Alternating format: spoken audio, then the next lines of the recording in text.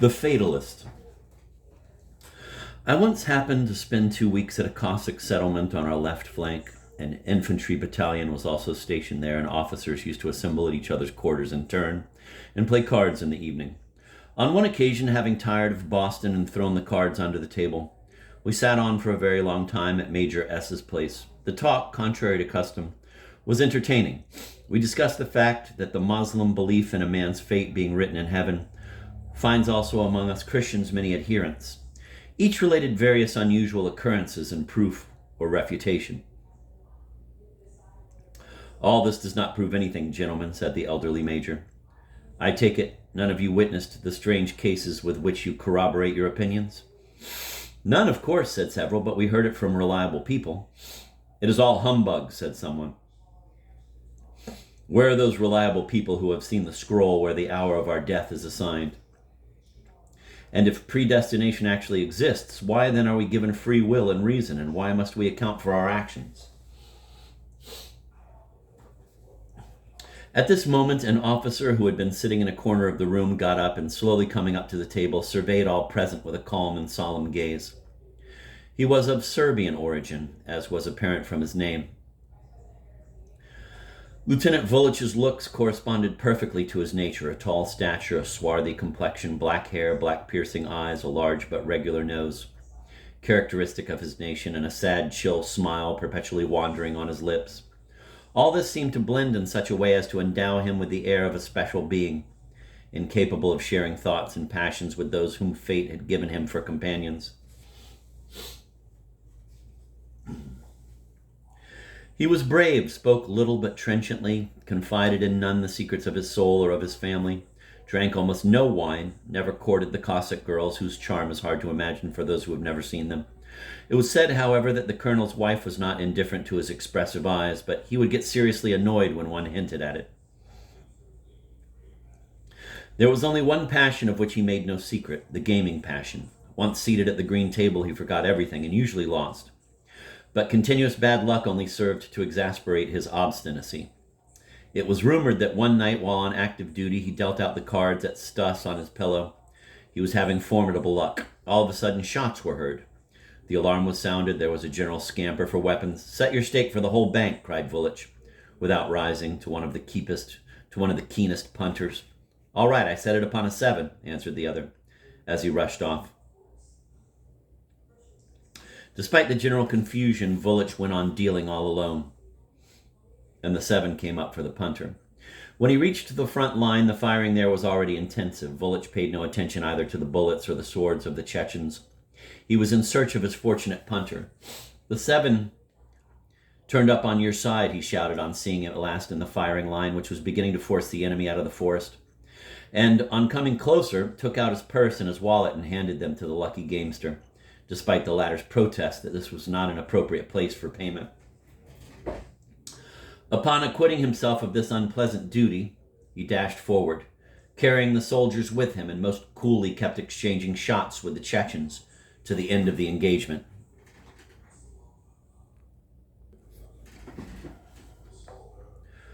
Upon acquitting himself of this unpleasant duty, he dashed forward, carrying the soldiers with him, and most coolly kept exchanging shots with the Chechens to the end of the engagement.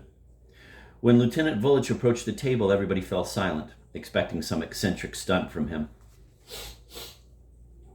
"Gentlemen," he said, his voice was quiet, though a tone below his usual pitch. "Gentlemen, what is the use of empty arguments? You want proofs? I offer you to try out on me whether a man may dispose of his life at will, or a fateful minute is assigned to each of us in advance. Who is willing?" "Not I, not I," came from every side. "What an odd fellow! Who would think of such a thing?" "I offer you a wager," I said in jest. "What kind of wager?" "I affirm that there's no predestination," I said, pouring onto the table a score of gold coins, all there was in my pocket. "I accept," answered Vulich in a toneless voice. "Major, you will be umpire. Here are 15 gold pieces.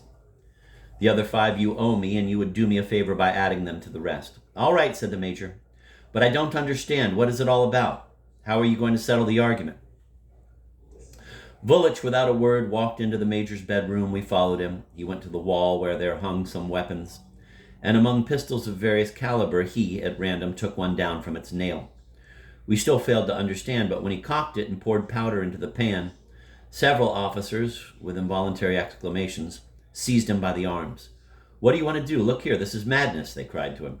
"Gentlemen," he said slowly, freeing his arms, "who is willing to pay 20 gold pieces for me?" All were silent and stepped aside. Vulich went to the other room and sat down at the table. We all followed him there. With a sign, he invited us to take seats around him. He was obeyed in silence. At that moment, he had acquired some mysterious power over us. I looked fixedly into his eyes, but he countered my probing glance with a calm and steady gaze, and his pale lips smiled. But despite his coolness, I seemed to decipher the imprint of death upon his pale face.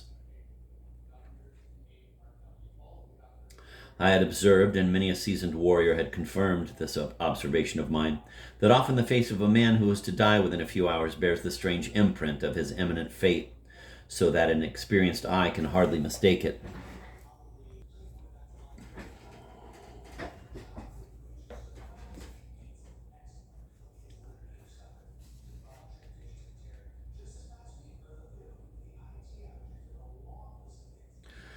"Tonight you will die," I said to him. He turned to me quickly, but answered slowly and calmly. "Maybe yes, maybe no." Then addressing himself to the major, he asked, "Is there a ball in the pistol?" The major, in his confusion, could not remember properly.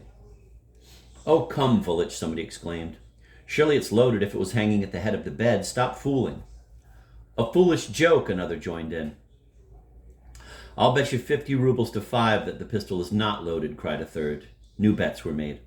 I became bored with this long procedure. "Listen," I said, "either shoot yourself or hang the pistol back in its place, and let's go home to bed." "That's right," many exclaimed. "Let's go home to bed." "Gentlemen, please stay where you are," said Vulich, applying the muzzle of the pistol to his forehead. Everybody sat petrified.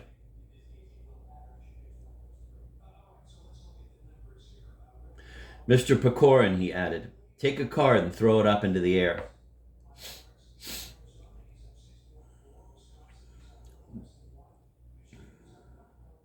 I took from the table what I vividly remember turned out to be the ace of hearts and threw it upwards. Everyone held his breath, all eyes expressing fear and a kind of vague curiosity. Switched back and forth from the pistol to the fateful ace, which quivered in the air and slowly came down. The moment it touched the table, Vulich pulled the trigger. The pistol snapped. "Thank God," many cried, "it was not loaded." "Let's take a look anyway," said Vulich. He cocked the pistol again, took aim at a cap that was hanging above the window. A shot resounded. Smoke filled the room. When it dispersed, the cap was taken down. It had been shot clean through the middle, and the bullet had lodged deep in the wall. For some 3 minutes, no one was able to utter a word. With perfect composure, Vulich transferred my gold pieces into his purse. A discussion arose as to why the pistol had missed fire the first time. Some maintained that the pan must have been clogged. Others said in a whisper that at first the powder must have been damp and that afterwards Vulich added some fresh powder. But I affirmed that this last supposition was wrong because I had never taken my eyes off the pistol. "You're a lucky gambler," I said to Vulich. "For the first time in my life," he answered, smiling complacently. "This is better than faro or Stus, but then it's a bit more dangerous. By the by, have you begun to believe in predestination?" "I believe in it, but I cannot understand now why it seemed to me that you must certainly die tonight." This very man who only a moment before had calmly aimed a pistol at his own forehead now suddenly flushed and looked flustered. "Well, enough of this," he said, rising up. "Our bet has been settled, and I think your remarks are out of place now." He took his cap and left. This appeared odd to me, and not without reason. Soon after, everyone went home, commenting variously upon Vulich's vagaries, and probably in unison calling me an egoist for having made a bet against a man who was going to shoot himself, as if without me he would not be able to find a convenient occasion. I was walking home along the empty alleys of the settlement. The moon, full and red like the glow of a conflagration, began to appear from behind the uneven line of roofs. The stars shone calmly upon the dark blue vault, and it amused me to recall that once upon a time there were sages who thought that the heavenly bodies took part in our trivial conflicts for some piece of land or some imaginary rights. And what happened? These lampads, lit, in the opinion of those sages, merely to illumine their battles and festivals, were burning as brightly as ever, while their passions and hopes had long been extinguished with them like a small fire lit on the edge of the forest by a carefree wayfarer. But on the other hand, what strength of will they derived from the certitude that the entire sky with its countless inhabitants was looking upon them with mute but permanent sympathy, whereas we, their miserable descendants who roam the earth without convictions or pride, without rapture or fear, except for that instinctive dread that compresses our hearts at the thought of the inevitable end, we are no longer capable of great sacrifice, neither for the good of mankind nor even for our own happiness, because we know its impossibility, and pass with indifference from doubt to doubt, just as our ancestors rushed from one delusion to another. But we, however, do not have either their hopes or even that indefinite, albeit real, rapture that the soul encounters in any struggle with men or with fate. And many other similar thoughts passed through my mind. I did not detain them, since I do not care to concentrate on any abstract thought. And indeed, what does it lead to? In my early youth, I was a dreamer. I like to fondle images, gloomy or iridescent by turn, that my restless and avid imagination pictured to me.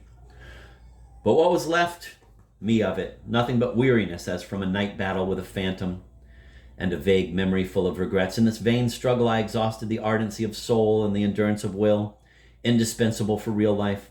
I entered that life after having already lived it through in my mind, and I became bored and disgusted, like one who would read a poor imitation of a book that he has long known.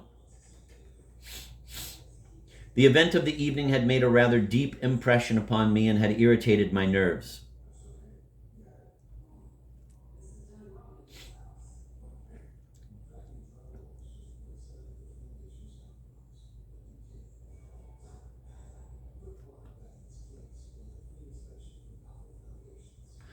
I do not know for certain if I now believe in predestination or not, but that night I firmly believed in it. The proof was overwhelming, and despite my laughing at our ancestors and their obliging astrology, I had involuntarily slipped into their tracks. But I stopped myself in time on this dangerous path, and as I have for rule never to reject anything decisively, nor trust blindly in anything, I brushed metaphysics aside and began to look under my feet. Such a precaution proved much to the point. I very nearly fell, having stumbled over something fat and soft, but apparently inanimate. Down I bent. The moon now shone right upon the road, and what did I see? Before me lay a pig, slashed in two by a sword. Hardly had I time to inspect it when I heard the sound of footfalls. 2 Cossacks came running out of a lane. One of them came up to me and asked if I had not seen a drunken Cossack chasing a pig. I informed them that I had not encountered the Cossack and pointed to the unfortunate victim of his frenzied valor. "The rascal," said the second Cossack. "Every time he drinks his fill of chihir, there he goes cutting up everything that comes his way. Let's go after him, Aramaic. He must be tied, or else."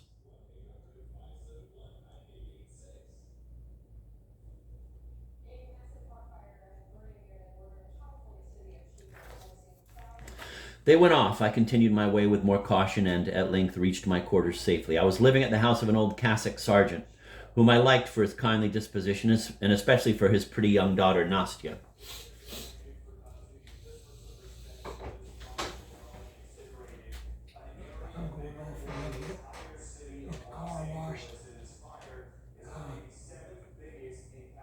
I left the card up there if you decide to go. Okay, cool.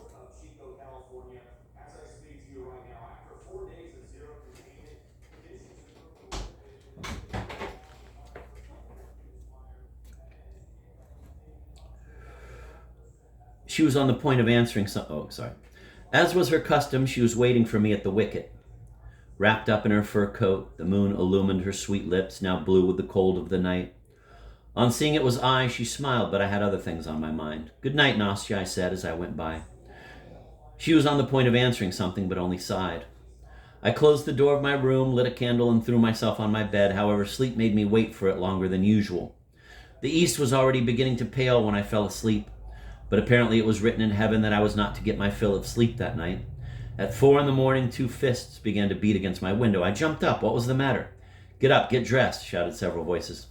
I dressed quickly and went out. "Do you know what's happened?" said with one voice the 3 officers who had come to fetch me. They were as pale as death. "What?" "Vulich has been killed." I was stupefied. "Yes, killed," they continued. "Let's hurry." "Where to?" "You'll find out on the way." Off we went. They told me all that had happened with an admixture of various remarks regarding the strange predestination which had saved him from inevitable death. Half an hour before his death, Vulich had been walking alone in a dark street The drunken Cossack who had hacked up the pig happened to pitch into him and would, perhaps, have gone on without taking notice of him had not Vulich stopped short and said, "Whom are you looking for, man?" "You," answered the Cossack, striking him with his sword and cutting him in two, from the shoulder almost down to the heart. The two Cossacks who had met me and who were on the lookout for the murderer came along. They picked up the wounded officer, but he was already breathing his last and said only 3 words. He was right. I alone understood the obscure meaning of these words. They referred to me. I had unwittingly foretold the poor fellow's fate. My intuition had not betrayed me. I had really read upon his altered face the imprint of his imminent end.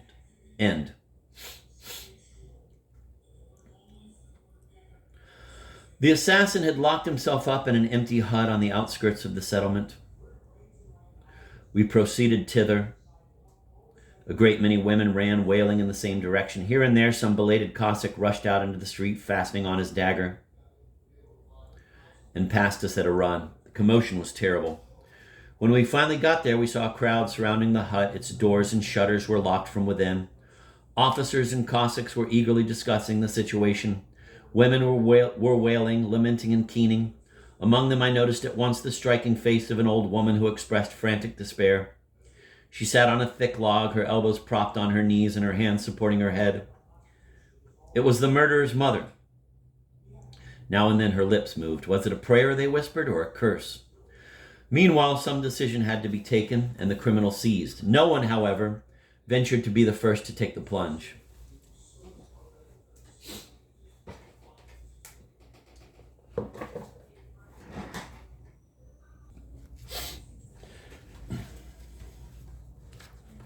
Meanwhile, some decision had to be taken, and the criminal seized. No one, however, ventured to be the first to take the plunge. I walked up to the window and looked through a chink in the shutter, white-faced. He lay on the floor, holding a pistol in his right hand. A blood-stained sword lay beside him. His expressive eyes rolled dreadfully. At times, he would start and clutch at his head as if vaguely recollecting the events of the night. I did not read strong determination in this restless gaze and asked the major why he did not order the Cossacks to break down the door and rush in, because it would be better to do it now than later when he would have fully regained his senses. At this point, an old Cossack captain went up to the door and called him by his name. The man responded. "You've done wrong, friend Efimich," said the captain. "There's no way out except to submit." "I will not submit," replied the Cossack. "Have fear of the Lord. Think, you're not a godless Chechen, but a decent Christian."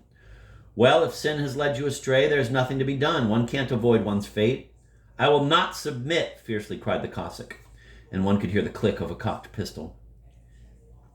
"Hey, my good woman," said the captain to the old woman, "talk a bit to your son. Maybe he'll listen to you. All this only angers God, and look, the gentlemen have been waiting for 2 hours now." The old woman looked at him fixedly and shook her head. "Vasily Petrovich," said the captain, going up to the major. "He will not surrender. I know him, and if we break the door open, he will kill many of our men. Hadn't you better give the order to shoot him? There's a wide crack in the shutter." At that moment, an odd thought flashed through my mind. It occurred to me to test my fate as Vulich had. "Wait," I said to the major. "I shall take him alive." Telling the captain to start a conversation with him and having stationed 3 Cossacks at the door, ready to break it in and rush to my assistance at a given signal, I walked around the hut and went close to the fateful window. My heart beat violently. "Hey, you cursed heathen," the captain was yelling. "Are you laughing at us? Or do you think we shall not be able to subdue you?" He began to knock on the door with all his might. My eye against the chink, I watched the movements of the Cossack, who did not expect an attack from this side. Suddenly, I wrenched off the shutter and flung myself through the window head first. A shot sounded above my very ear. A bullet tore off one of my epaulets, but the smoke that filled the room prevented my adversary from finding his sword, which lay beside him. I seized him by the arms. The Cossacks burst in, and 3 minutes had not passed before the criminal was bound and removed under guard. The people dispersed. The officers kept congratulating me, and indeed there was reason enough. After all this, how, it would seem, can one escape becoming a fatalist? But then how can a man know for certain whether or not he is really convinced of anything? And how often we mistake for conviction the deceit of our senses or an error of reasoning.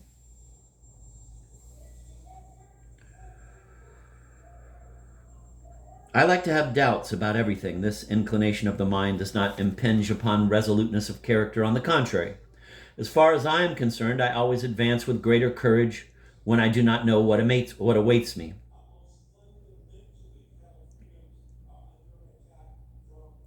For nothing worse than death can ever occur, and from death there is no escape.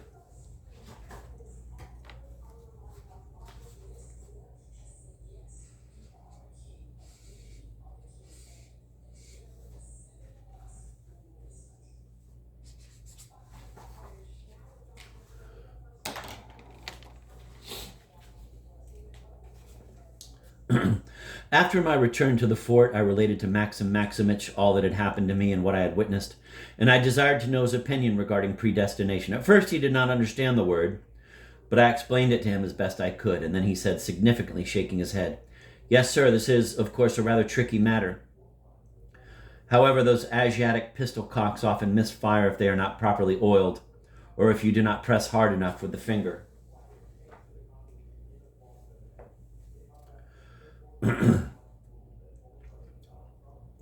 I must say I also do not like Circassian rifles. Somehow they don't seem to be suitable for the likes of us. The butt is so small you have to be careful not to get your nose burnt. But then those swords they have, they're really something. Then he added after some thought, "Yes, I'm sorry for the poor fellow. Why the devil did he talk to a drunk at night? However, this must have been what was assigned to him at his birth. Nothing more could I get out of him. He does not care, generally, for metaphysical discussions."